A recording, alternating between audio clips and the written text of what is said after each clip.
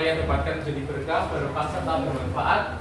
Mari berdoa menurut agama dan keyakinannya masing-masing. Berdoa dimulai.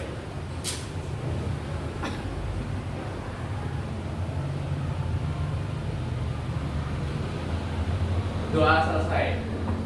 Ya. Hari ini ada namanya yang nggak masuk? Ada. Ya. Siapa aja mungkin bisa disebutkan anak-anak?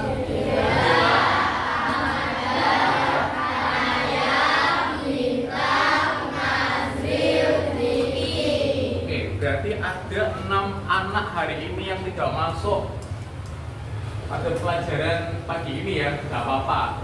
Jadi dengan sisa murid di kelas 5A ini kita akan belajar bersama-sama, oke? Ya. Untuk pertemuan pada pagi hari ini kita akan belajar pelajaran bahasa Indonesia dengan materi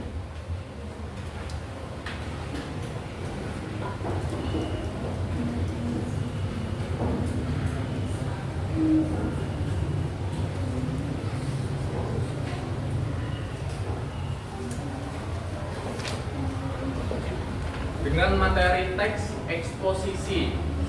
Sebelum Pak Arif menjelaskan apa itu teks eksposisi, Pak Arif akan sebutkan dulu apa saja tujuan kita belajar teks eksposisi pada pagi hari ini.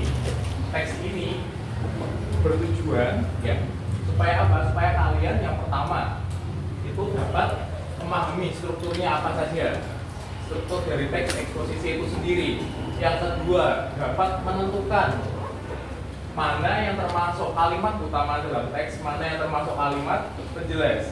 Yang berikutnya, kalian dapat menentukan mana yang termasuk kalimat fakta atau berdasarkan kejadian yang sebenarnya terjadi, dan juga mana yang termasuk kalimat opini. Opini itu apa? Penilaian pribadi dari anak-anak itu, dari kalian masing-masing. Seperti itu ya. Untuk lebih memperjelas tentang pemahaman kalian terhadap teks eksposisi, hari ini Pak Arif akan membagikan lembar kerja. Silakan lembar kerja yang sudah ada di meja kalian masing-masing kalian baca.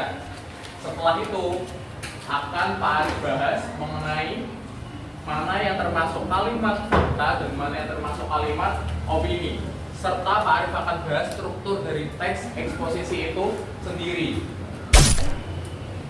Sesuai dengan instruksi dari Pak Arif tadi ya, kalian Pak Arif suruh untuk membaca lembar kerja yang sudah Pak Arif bagikan, yaitu teks eksposisi yang berjudul manfaat membaca buku bagi kesehatan otak. Karena sudah 10 menit, maka akan Pak Arif tanya sebagai bukti kalian sudah memahami materi ini atau belum, begitu ya. Kita akan mulai dari strukturnya terlebih dahulu. Struktur yang pertama itu ada definisi umum atau pernyataan umum. Oke, Pak Arif akan tanya ke Alvin, definisi umum atau pernyataan umum itu ada di paragraf yang keberapa? Paragraf pertama, oke. Good. Paragraf 1. Berikutnya Pak Arif akan tanya ke Fadila. Fadila, definisi penjelas atau pernyataan penjelas itu ada di paragraf yang keberapa saja, Dok? Paragraf kedua, oke, betul. Berikutnya Pak Arif akan tanya lagi ke Fadil. Paragraf definisi penjelas ada di mana lagi, Le? Paragraf yang ketiga, betul. Oke. Yang berikutnya Pak Arif akan tanya ke Arkana. Ada di paragraf keberapa lagi nih? Definisi penjelas keempat. Good. Di paragraf yang keempat. Oke, untuk paragraf terakhir Pak Arif akan tanya ke Elvira. Elvira, paragraf terakhir itu masuk kemana, Dok? Ya, penegasan ulang. Berarti ada di paragraf kelima ya. 1, 2, 3, 4, 5. Ya, sampai di sini dulu. Mungkin ada yang ingin bertanya? Tidak ada. Untuk menguji pemahaman kalian tentang kalimat fakta dan kalimat opini, Pak Arif berikan tugas, silakan cari 3 kalimat fakta dan 3 kalimat opini dari teks manfaat membaca buku bagi kesehatan otak. Silakan didiskusikan dengan teman sebangku, tidak apa-apa. Setelah nanti selesai silakan, mungkin ada yang ingin maju ke depan. Itu ya.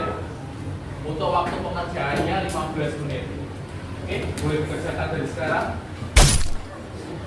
Siapa yang sudah selesai untuk menuliskan kalimat fakta dan opini, silakan diangkat tangannya. Oh, hampir semuanya sudah selesai. Bagus. Berarti kalian sudah paham ya mengenai kalimat fakta dan opini. Untuk membuktikan, Pak Arif ingin kalian aja siapa yang berkenan untuk maju ke depan, silakan. Angkat tangannya. Ya, silakan dong. Almira silakan maju ke depan. Berikan semangat dong teman-temannya. Baik. Tolong bacakan 3 kalimat fakta yang telah kamu temukan pada teks manfaat membaca buku bagi kesehatan otak. 3 kalimat faktanya adalah: pertama, membaca buku mampu meningkatkan memori dan kemampuan fokus. Kedua, membaca adalah cara efektif untuk mengurangi stres dan menghilangkan pikiran. Tiga, rutin membaca buku dapat mencegah penurunan fungsi otak. Difokus untuk Almira dong. Iya.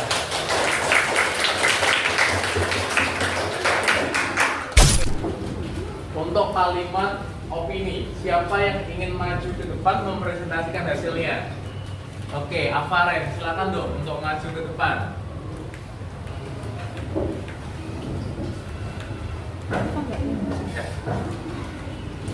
Ya, silakan. Membaca buku seringkali dianggap hanya sebagai hobi, mengisi waktu luang atau menambah wawasan.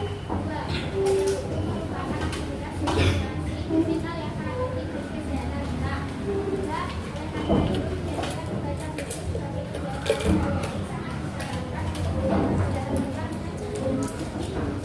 Oke, good. Berikan tepuk tangan untuk apa? Baik, karena pembelajaran tadi sudah lengkap mulai dari pembukaan, ya, mengenai teks eksposisi itu seperti apa strukturnya, kemudian kegunaannya apa, terus kemudian kamu bisa menyebutkan kaidah kebahasaan yang mulai dari kalimat fakta dan kalimat opini serta mempraktekkan di teman sebangku kalian. Ini cukup untuk kegiatan pembelajaran pada pagi hari ini. Seperti biasa, agar ilmu yang kita pelajari menjadi berkah, barokah, serta bermanfaat, mari kita berdoa menurut agama dan keyakinannya masing-masing. Berdoa mulai.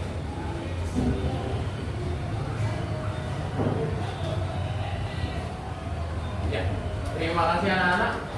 Sekian materi pembelajaran bahasa Indonesia dari Pak Arif tentang teks eksposisi. Bila ada kurang lebihnya Pak Arif mohon maaf. Bila taufiq wal hidayah. Wassalamualaikum warahmatullahi wabarakatuh. Waalaikumsalam warahmatullahi wabarakatuh. Assalamualaikum warahmatullahi wabarakatuh. Saya Arif Rahman Surya Putra dengan NIM 860226755. Pada hari ini, Sabtu tanggal 18 April 2026, saya akan melaksanakan kegiatan praktek pemantapan kegiatan mengajar di SDN Parit 2 kelas 5A. Bersama saya ada supervisor. Nama saya Diki Kartika Muti, saya di sini guru kelas 5 dari SDN Parit 2. Di sini saya sebagai supervisor dari saudara Arif Rahman Surya.